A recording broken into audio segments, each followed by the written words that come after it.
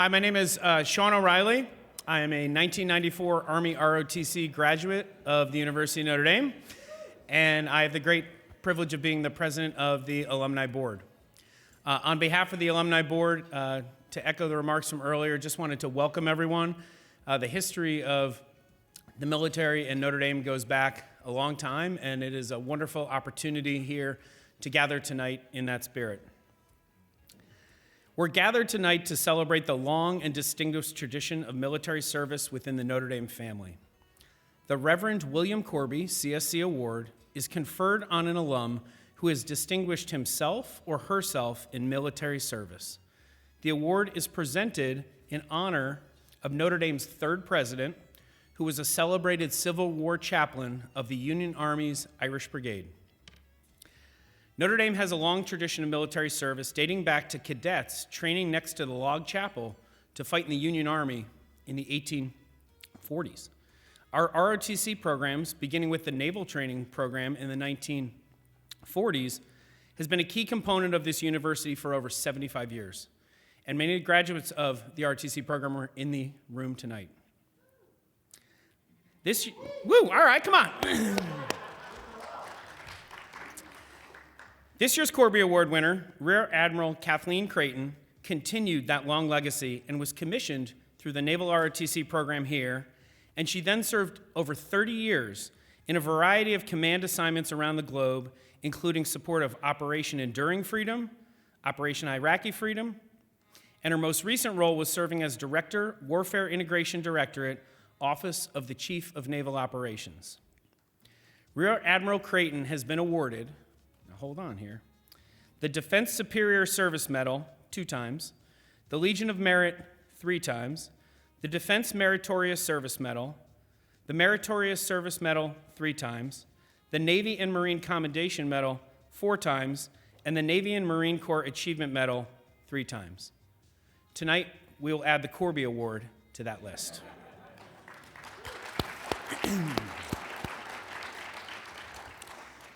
I was actually in Gettysburg earlier this month with my son, and we spent time at the Father Corby statue on the battlefield, reflecting on the impact he had on the Irish Brigade and on the Army of the Potomac. Father Corby left Notre Dame at the outset of the war, and he spent 3 long years embedded with the soldiers of the Irish Brigade. In our country's military history, the major moments, like Father Corby's blessing of the Irish Brigade right before they charged into the wheat field on that second day of the Battle of Gettysburg, are often the ones remembered and immortalized.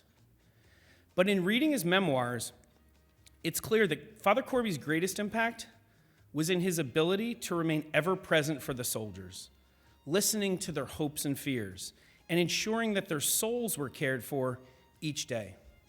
This is the highest form of service. Our military leaders always focus on the mission first and the well-being of the soldiers, sailors, and airmen they lead, always. Tonight's honoree reflects that wonderful spirit of service to all of the sailors and Marines she's led over decades in service to our nation.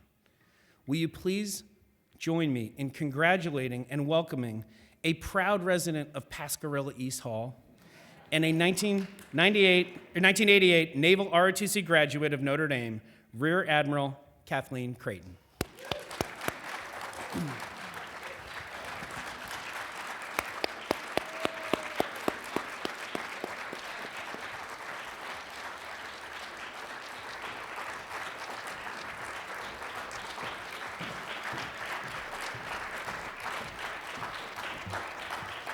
Thank you. You're very kind. Thank you.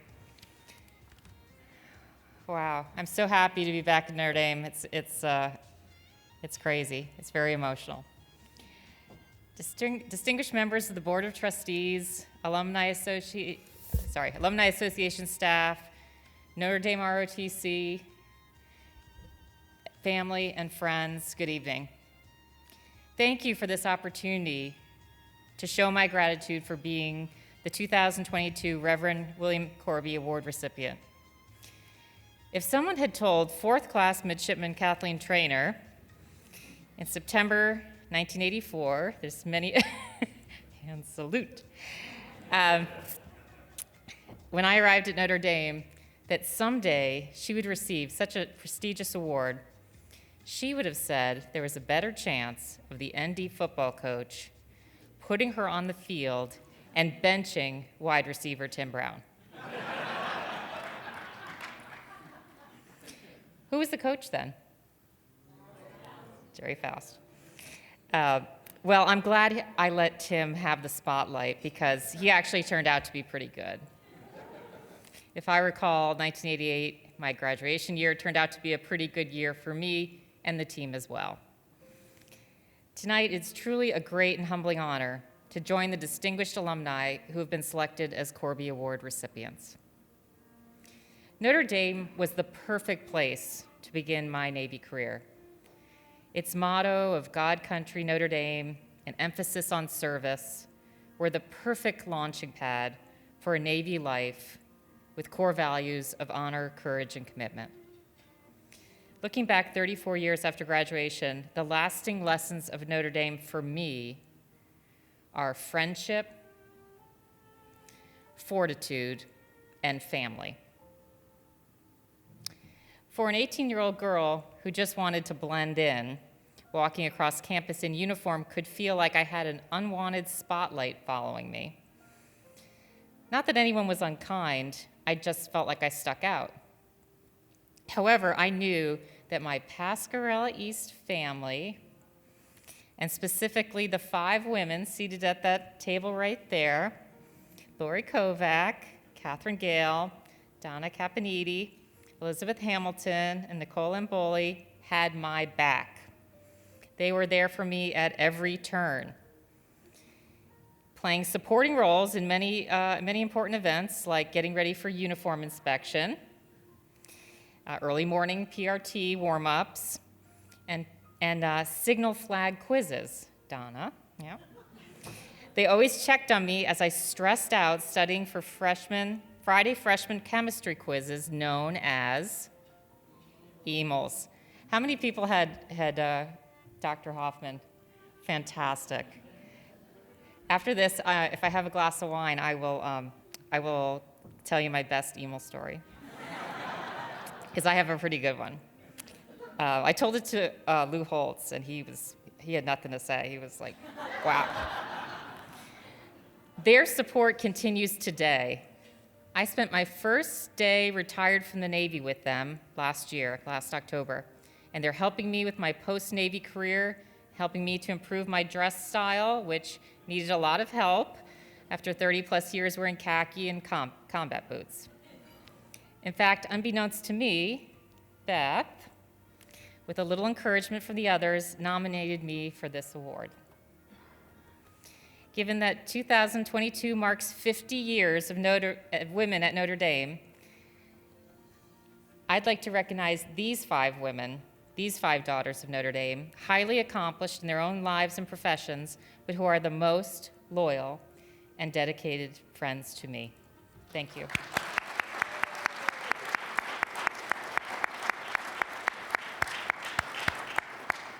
So last October, my PE ladies and I came to ND for a football game.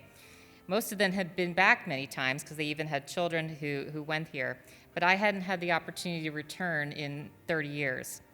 It was an emotional event for me. As we stood in front of Pascarella East, we decided to recreate our freshman photo, which is right there on the right there next to Kathy helping me learning how to salute. We decided we were going to recreate the photo. So 2 female students saw us and offered to take our picture. We told them that we were PE roommates from the class of 1988. After they did some quick mental math and realized just how old we were, they looked at each other and said, "Wow, that'll be us someday." I really hope that they will have friendships that endure over 30 days. 30 days would be good. 30 years like us. At any other school, I would have my doubts, but not here. ND cultivates that intense bond and friendships for life. I'm grateful for that. The lessons of fortitude that Notre Dame instilled in me were learned through demanding academics, rigorous schedule, and a fundamental moral code. Such high expectations became the standard that I set for myself throughout my Navy career. During my 33 years of active duty service, I was extremely fortunate to serve at a time of rapidly expanding opportunities for women. The Navy that Ensign Traynor entered in 1988 was about 10% women, with female officers largely restricted by law to support roles such as training, education, and shore management. Roles on ships were restricted to repair ships that largely didn't go to sea. The next few years saw opportunities open, first on combat support ships, and then with the repeal of the combat exclusion policy in 1994 on combatant vessels and aircraft.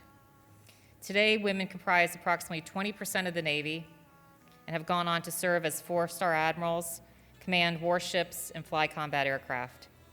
Women currently serve in all Navy officer communities with the exception of Special Warfare SEAL. So back to me. After 4 years of working in personnel and recruiting jobs, in 1992, I found my calling in the field of communications.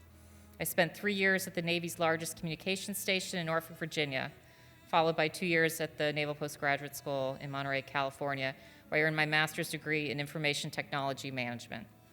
I look back at this moment now and recognize it as my major career decision point. Did I want a career path that was expected of me as a woman, that most women had done up until this point? Or was I willing to operate outside my comfort zone and take jobs that were in unknown territory and were very challenging and frankly scary? I know my Notre Dame fortitude, with strong support from my family, guided my decision to be challenged and to do hard things.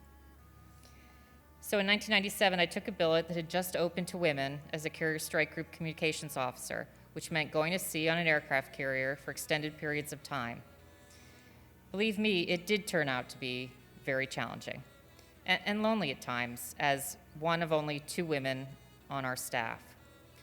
However, the experience of being the one woman out of 64 fellow midshipmen and Marine officer candidates at my commissioning ceremony set the tone of my future in the Navy. I quickly adjusted to this reality that I would often be both figuratively and literally the only woman at the table. While this was at times a challenge, I commend my male counterparts in all wardrooms and messes in which I served for their friendship and camaraderie as they too worked through a new reality that saw vastly increased roles of women in the service. The next 25 years were filled with endless opportunities for someone who wanted to do hard things. I was a founding member of a new officer community focused on cyberspace, defensive operations, and communications. I served as the commanding officer or officer in charge at communication stations in Norfolk, Naples, Italy, London, UK, Sicily, Italy, and Bahrain, providing communications to combat operations in Europe, Africa, and the Middle East. I returned to sea as a Carrier Strike Group Deputy Chief of Staff for Command Control Communications and Computers, completing 2 deployments in support of Operations Enduring Freedom and Iraqi Freedom. I led the creation of 2 organizations and the training of the operating forces needed for the Navy and the Joint Force to conduct cyberspace operations.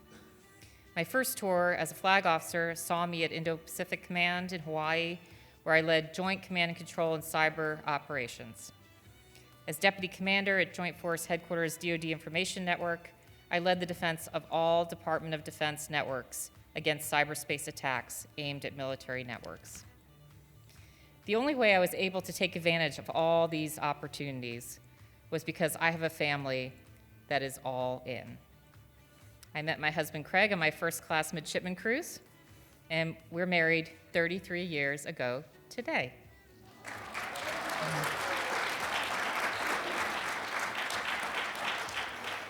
He retired from the Navy in 2002 after 20 years of service and took on the role of primary caregiver for our daughter Rachel, who is now a junior in college, and then our son Spencer, who is a senior in high school. Through 15 moves from the East Coast, West Coast, Europe, Middle East, and Hawaii. He's kept the wheels on the train while I got to do exciting things for our democracy. Happy anniversary, Craig.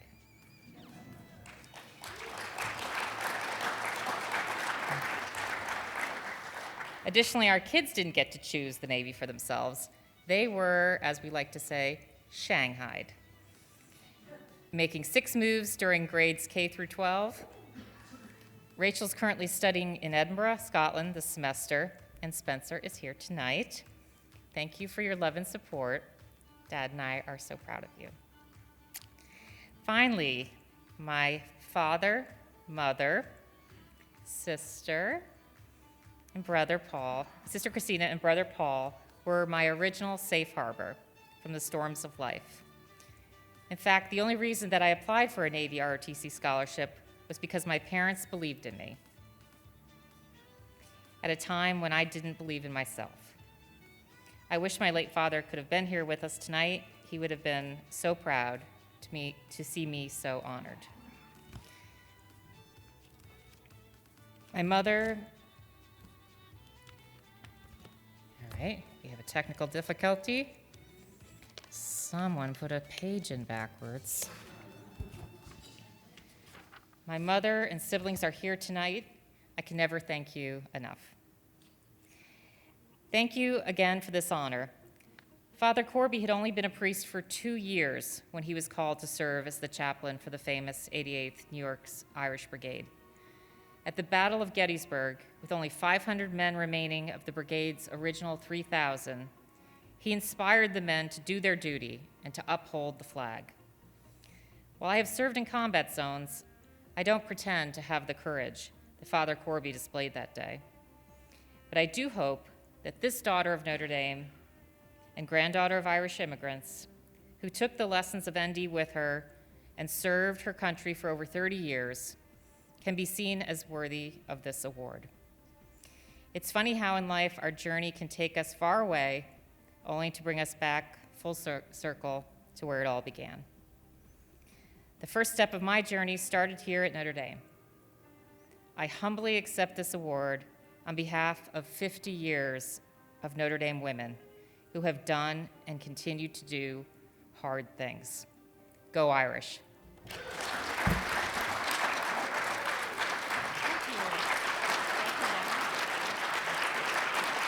you very much. You're very kind. Thank you.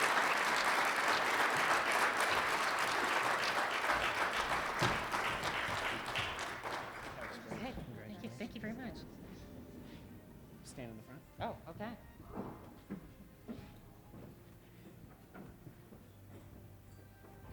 just going to warn you. It's heavy.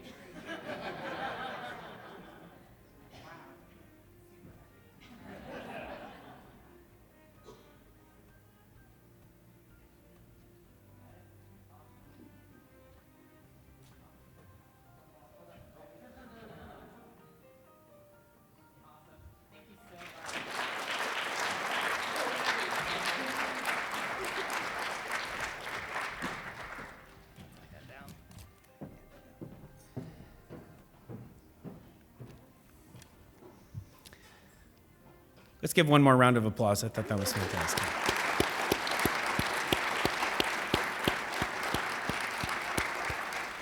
As the father of 3 daughters, it's nice to hear that message. It was wonderful. The photographer will be available for additional photos with Rear Adm. Creighton, I think in maybe over on that side afterwards, out over here. If you want any formal photos taken, those will be back in that direction there. The bar will open, coffee and cocktails will be open immediately after this. We'd like to now bring up another ROTC graduate, 1992 Air Force ROTC graduate, Martin Scruggs.